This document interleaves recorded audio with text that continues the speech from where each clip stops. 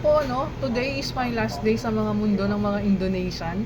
Ang masasabi ko lang sa mga kasama kong Indonesian is sobrang babait, marunong makisama, malinis sa bahay, and higit sa lahat, ang gagaling nila magluto.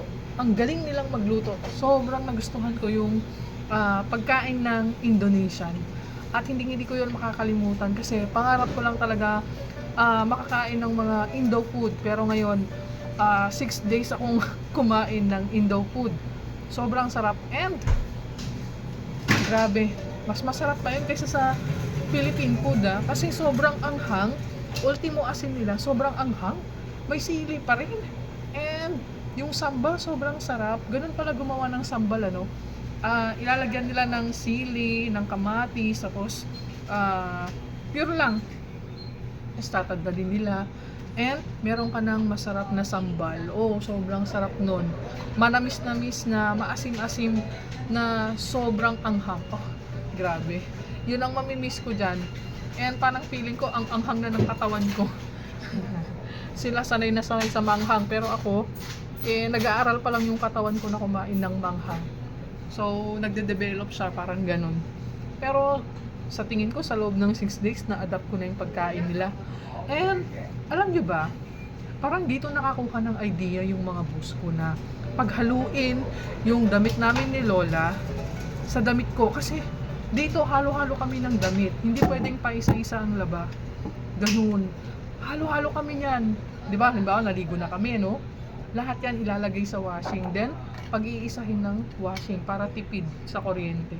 Kaya sabi ko, baka dito nakakuha ng idea yung employer ko. Kaya pinagsasabay yung damit ko at saka damit ni Lola. Ganun kasi dito.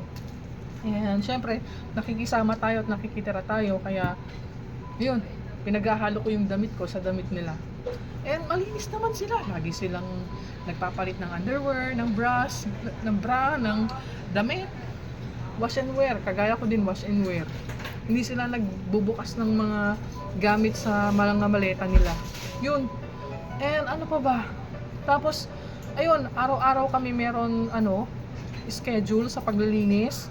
Ako, lagi akong nalalagay sa pagmamap na ngayon kasi mula nung naatake ako ng ubo, hindi na nila ako pinaglilinis sa CR. And ayun, taga-hugas ng pinggan, taga-tapon ng basura. Yun yung aking schedule na ngayon. And ano ba? Wala akong masabi, napakababait nila Mamimiss ko talaga sila. And alam nyo, hindi sila toxic. Hindi kagaya ng Pilipino, sobrang toxic.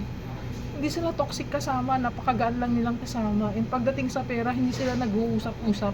And pagdating sa mga employer na inalisan nila, hindi sila nag-uusap-usap ng gano'n. Parang wala lang, gano'n. Tatanggapin nila kung sino ka, parang gano'n. Hindi ka nila huhusgahan.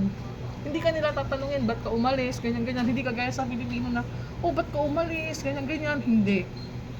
And sa tingin ko, sa 6 days na pamamalagi ko dyan, nakain, tulog, ready na ulit ako sumabak sa trabaho. Pero wala pa akong transfer letter kasi yung transfer letter ko is 3 weeks pa bago lumabas.